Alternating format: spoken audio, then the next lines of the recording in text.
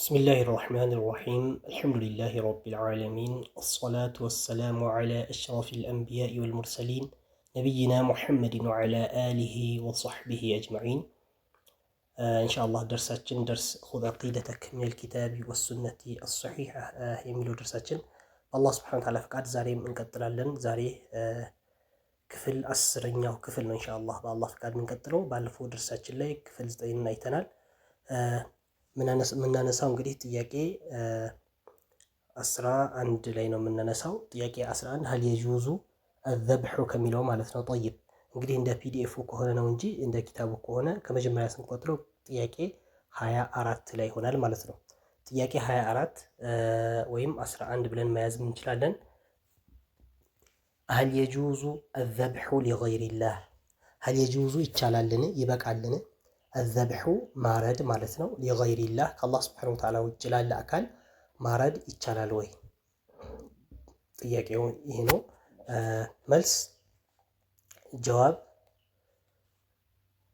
لا يجوز አይቻልም لا يجوز አይቻልም ያው እንግዲህ በቃ መልሱ ይሄው ነው لا يجوز አይቻልም ምን ጥያቄው ምን ነበር ከአላህ Subhanahu Wa Ta'ala ውጭ ላለ አካል ማረድ ይቻላል ወይ هل يجوز ይቻላል ወይ ነው الذبح ማረድ لغير الله ከአላህ Subhanahu Wa Ta'ala ውጭ ላለ አካል መልሱ ምንድነው لا يجوز አይበቃም አይቻልም ማለት ነው ለአላህ ከአላህ Subhanahu Wa Ta'ala ውጭ አካል ከሱ ውጭ ላለ አካል ብለን በምንልበት ሰዓት እንግዲህ አንድ ንያችንን ለሌላ አድርገን ማረድ ማለት ነው ንያችን ከአላህ ውጭ ላለ አካል አስበን ማረድ ይሄም አይቻልም ካረድን ለአላህ ብለን ማረድ ያለብን ለየትኛውም ነገር እንግዲህ ለምግብነት የምንስበው ለየትኛውም ነገር የሚታረደው ነገር ይታሰብ ስናርደው ለአላህ ብለን እናርደዋለን ሁለተኛ ደግሞ ሲታረድ በምንድነው በአላህ Subhanahu Wa Ta'ala ስም መታረድ አለበት ማለት ነው ስለዚህ ከዛ ውጪ የሆነ ነገር ግን አይቻልም ወደሊሉ ማስረጃው قوله تعالى የአላህ Subhanahu Wa Ta'ala ንግግር ነው قوله ንግግሩ ነው تعالى ከፍ ያለው ወይም ላቅ ያለው አላህ Subhanahu Wa Ta'ala ንግግሩ ነው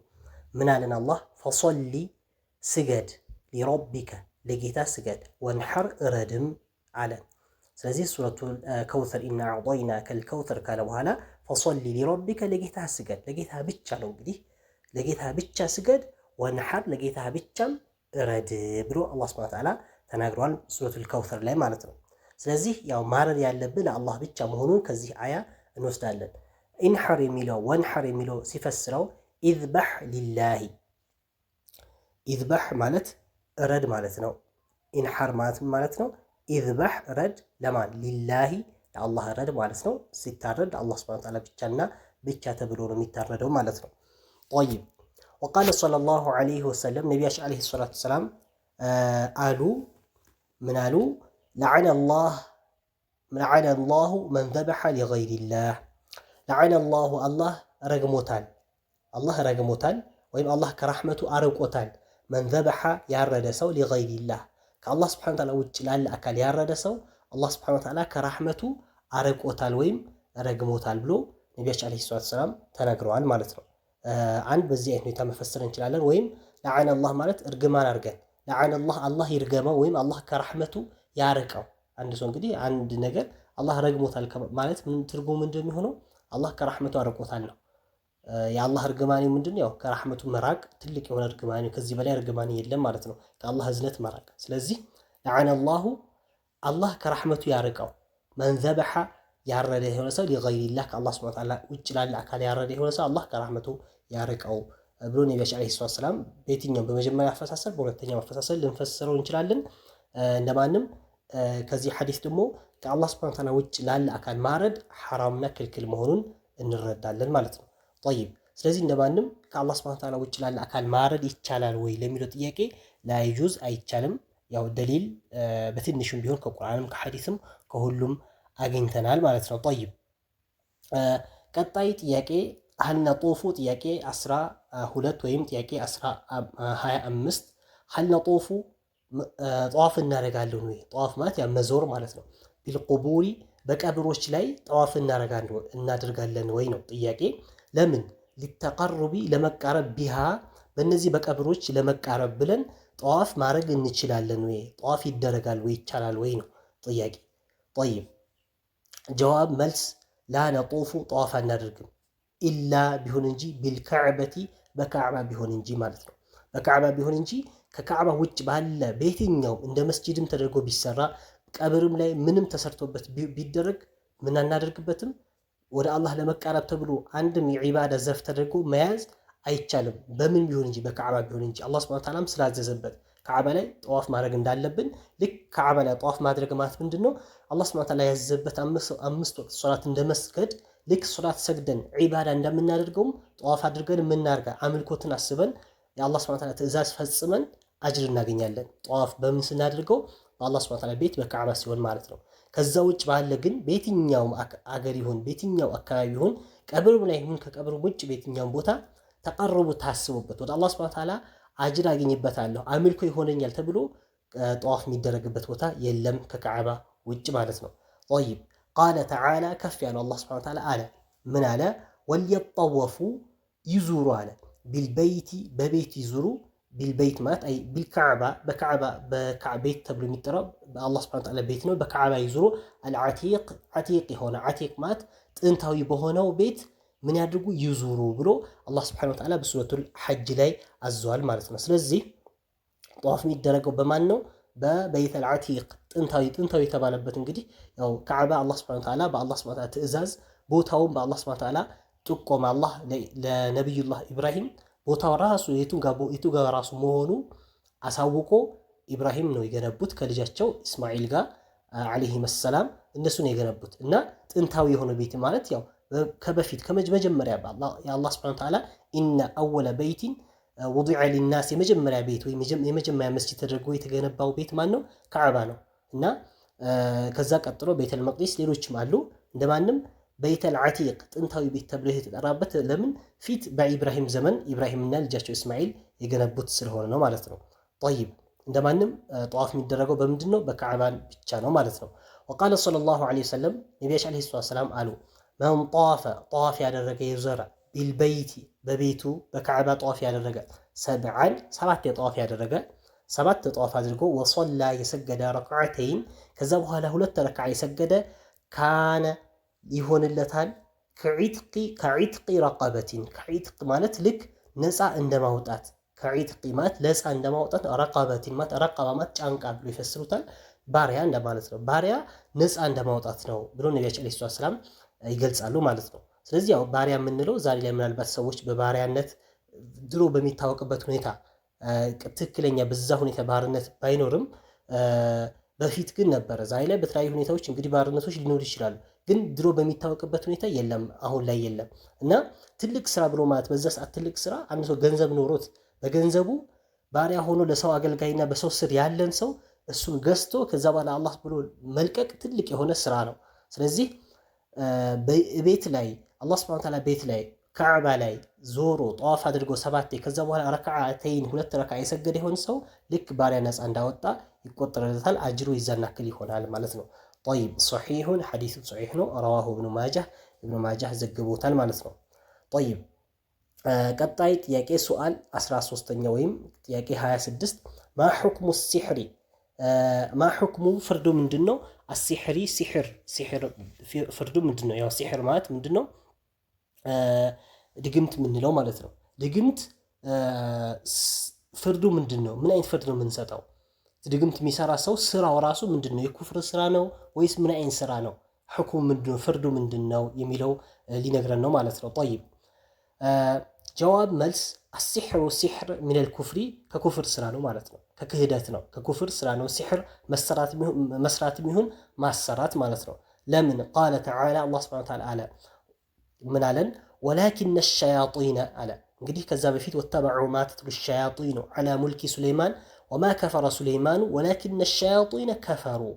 ወላኪነ ሸያጢን ሸይጣኖች እኮ አለ። ነገር ግን ሸይጣኖች እንግዲህ ከዛ በፊት ሱለይማን ዓለይሂ ሰላም ነቢዩላህ ሱለይማን ከፍረዋል ብሎ የተለያየ ነገር ይሉ ነበረና አላህ ምን አለ?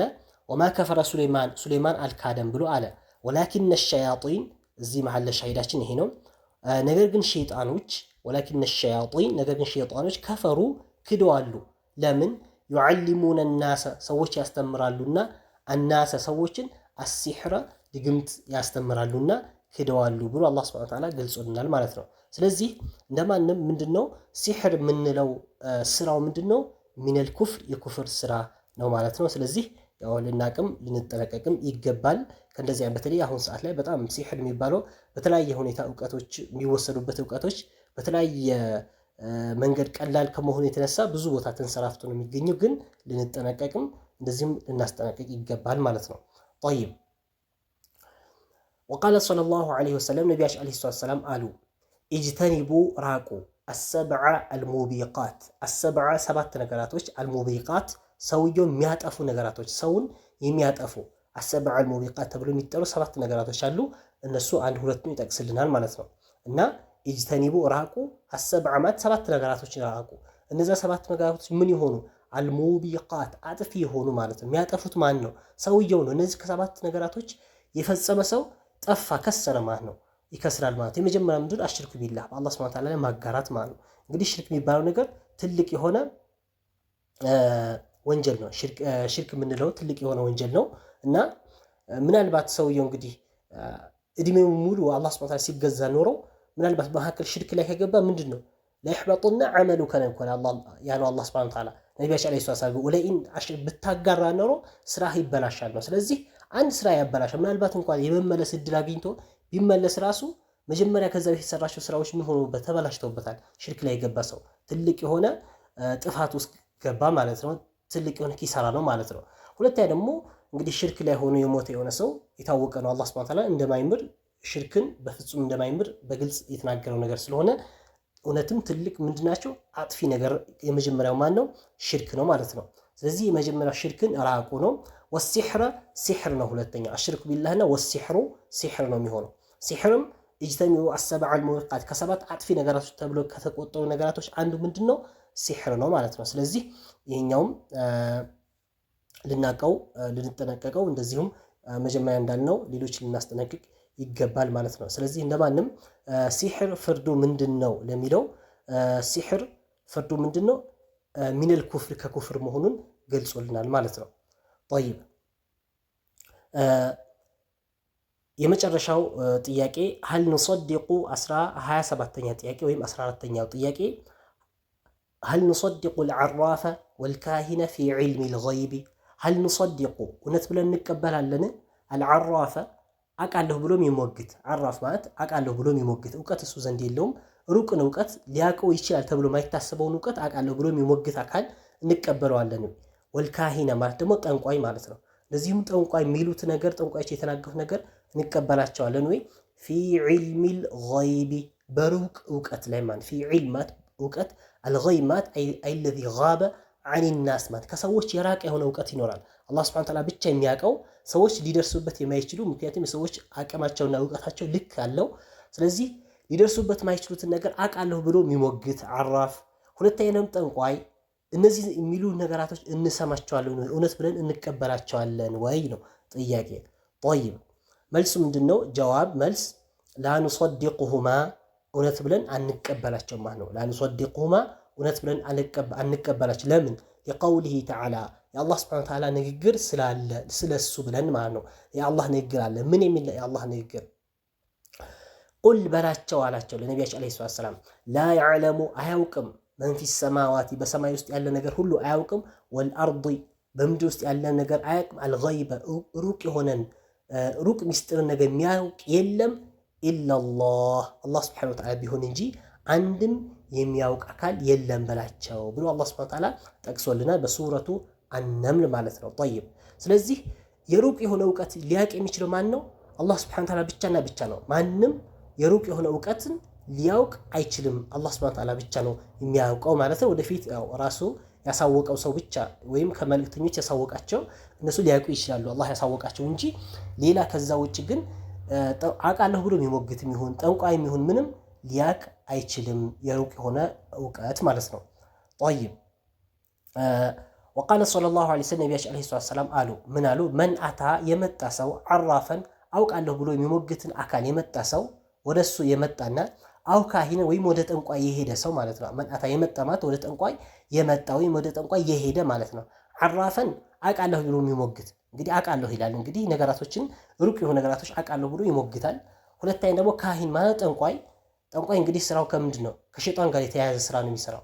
ስለዚህ ወደ እነሱ የመጣ የሆነ ሰው ፈሰደቀሁ መጥቶም ሰምቶ የሚለው ነገር እውነት ነው ብሎ የተቀበለ ቢማ የቁል በሚሉት ነገር ማለት ነው። ማን በሚለው ዓራፍ አቃለሁ ብሎ የሚወግተው ሰውዬ ሊሆን ይችላል፣ ወይም ጠንቋዩ ሊሆን ይችላል።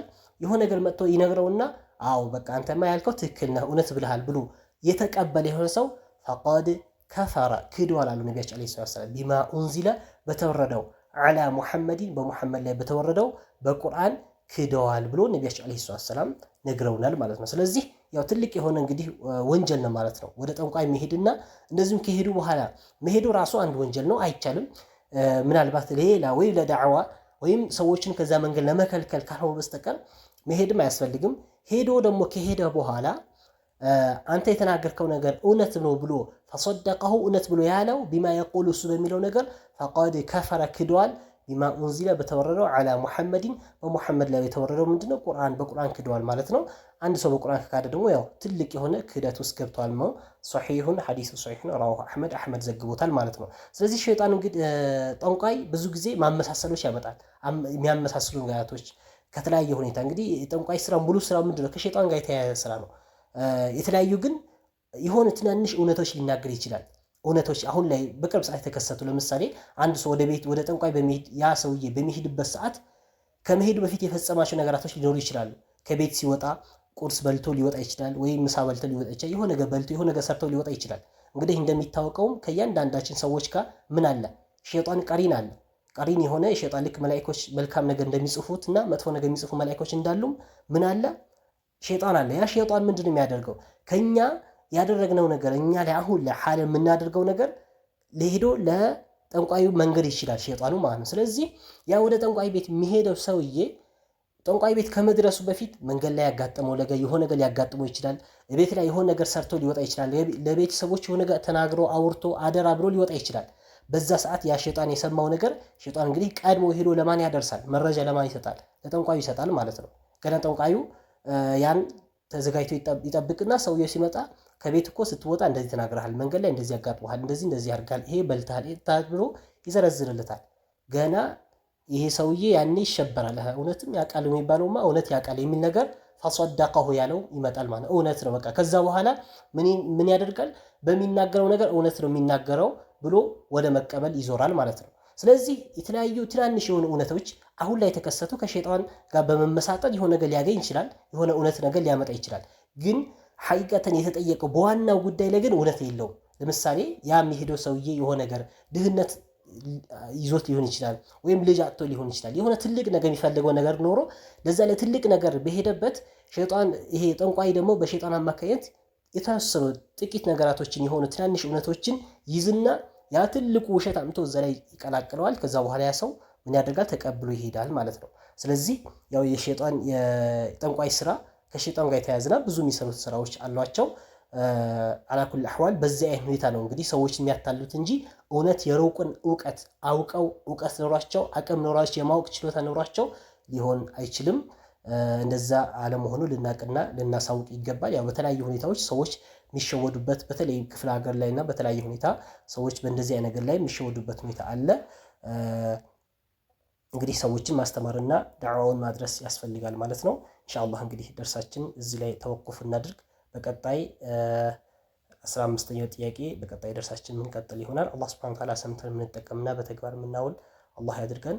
ወላሁ ሱብሓነሁ ወተዓላ አዕለም ወሰለላሁ ዐላ ነቢይና ሙሐመድ ወዐላ አሊሂ ወሰሕቢሂ ወሰለም።